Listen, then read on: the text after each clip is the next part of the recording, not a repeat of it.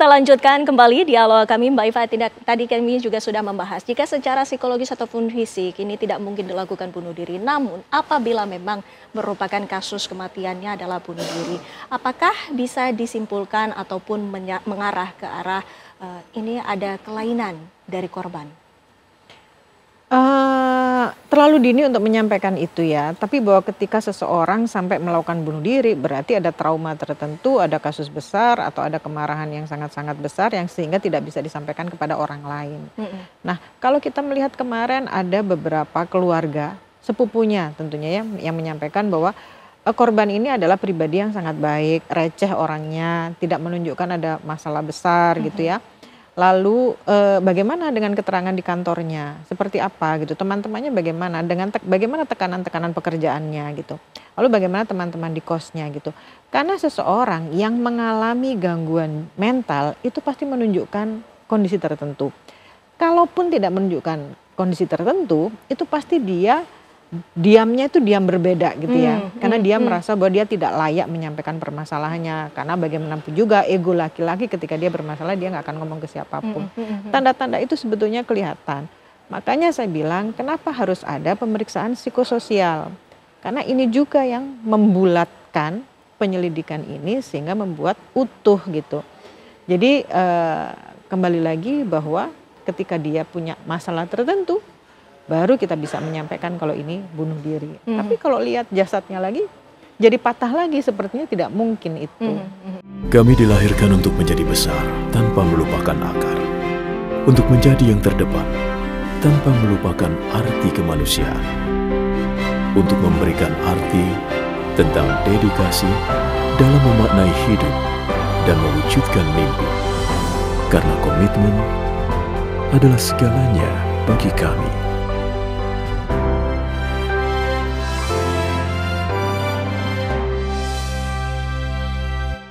Dan sepertinya kita juga harus menyimpulkan bahwa Pak Ugro, ini berarti dari pernyataan Mbak Iva sendiri ada beberapa saksi yang seharusnya dikumpulkan untuk kita ketahui bagaimana kesehariannya. Begitu ya Pak Ugro? Iya, jadi saksi yang dekat, mungkin agak dekat, yang jauh ya, itu perlu digali juga.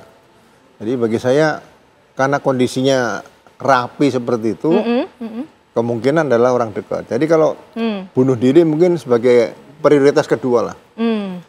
Prioritas pertama ini kita harus lihat kira-kira alternatif apa kalau itu dibunuh, modusnya seperti apa, motifnya apa kalau terungkap nanti. Jadi ini menarik gitu. Jadi jangan dipaksakan bahwa tidak bisa pembunuhan diungkapkan terus bunuh diri, itu jangan juga. Ini menyangkut nyawa manusia karena arwahnya kan juga perlu didukung bahwa kondisinya sebenarnya matinya seperti apa, dan keluarganya juga harus diperhatikan kan. Jadi saya menariknya gini, CCTV di situ itu harus utuh. Kalau ada perubahan waktu di CCTV, nah ini siapa yang merubah?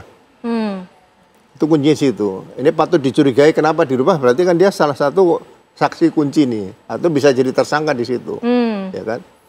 Kemudian ditanya di situ, siapa tamu-tamu yang sering ngobrol lama di kamar di situ? Karena sudah sendirian, kemudian ada tamu yang dekat ngobrol lama di situ, dan mungkin ada yang karena kawan dekat ya, daripada kemalaman tidur di situ juga bisa. Ini kan hanya kawan biasa aja. Nah, semua nanti kalau udah diungkap, makanya saya katakan spray tempat tidur ini diperiksa nggak di situ? Ditemukan nggak zat-zat tertentu? Ditemukan nggak dari rambut mungkin dari pihak yang bukan korban itu ya di sini. Jadi sekali lagi ini membutuhkan ekstra hati-hati untuk penyidikannya. Jadi jangan sampai ini udah nggak terbukti bunuh diri seperti itu. Itu yang harus dijaga seperti itu. Berbicara mengenai CCTV, Mbak Iva, juga ada beberapa perdebatan karena CCTV ini tidak dikeluarkan secara utuh, bahkan ada beberapa menit ini yang lengkap ataupun lompat waktunya. Bagaimana pendapat Anda? Ya, tadi seperti yang disampaikan Pak Ugro, kenapa dilompati gitu ya. Mungkin spekulasinya banyak ya, misalnya ini terlalu panjang gitu. Tapi kalau ini sebagai alat bukti kan tidak bisa terlalu panjang atau terlalu pendek, bahwa keutuhan itu yang akan menentukan hasilnya seperti apa. Gitu. Kembali lagi seperti Pak Ugro sampaikan, siapa yang memotong, apa maksudnya, apa keuntungannya. Jangan-jangan si pemotong itu yang dia terlibat di dalam situ gitu.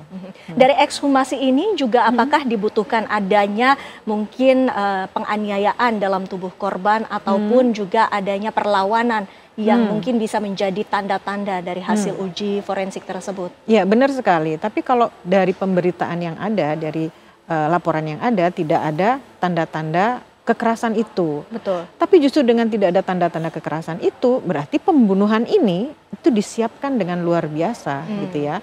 Setidaknya dia sudah mempelajari. Kalau di kriminologi ada namanya differential association, bahwa kejahatan itu dipelajari.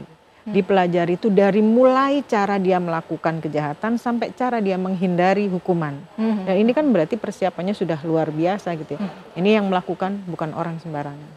Artinya Pak Ugro, dugaannya bisa mengarah ke pembunuhan berencana, begitu?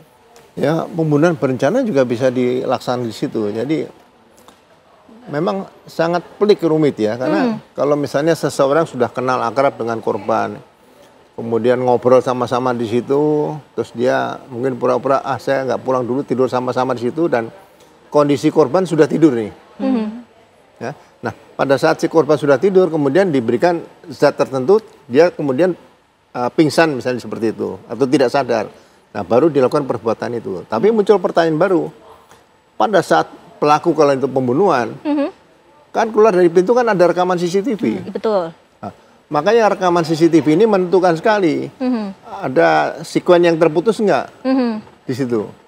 Kalau dia misalnya menggunakan cara pendekatan kepada petugas kos, coba ada rekamannya yang ada, coba dihapus yang orang itu pas pergi ya bisa aja. Ini kan analisa ya. Jadi analisa itu analisa kriminal ini harus dilakukan oleh penyidik Polri untuk bisa melihat kira-kira modus operandi pelaku seperti apa.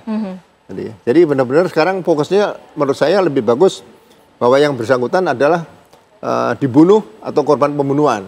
Kalau bunuh diri nanti yang terakhir saja lah menurut saya itu pengungkapannya. Iya, baik. Kita juga tunggu bagaimana penyelidikan dari pihak kepolisian. Terima kasih Pak Ugro, terima kasih Pak Iwa waktunya bersama kami di Apa Kabar Indonesia Malam. Sehat selalu Bapak Ibu.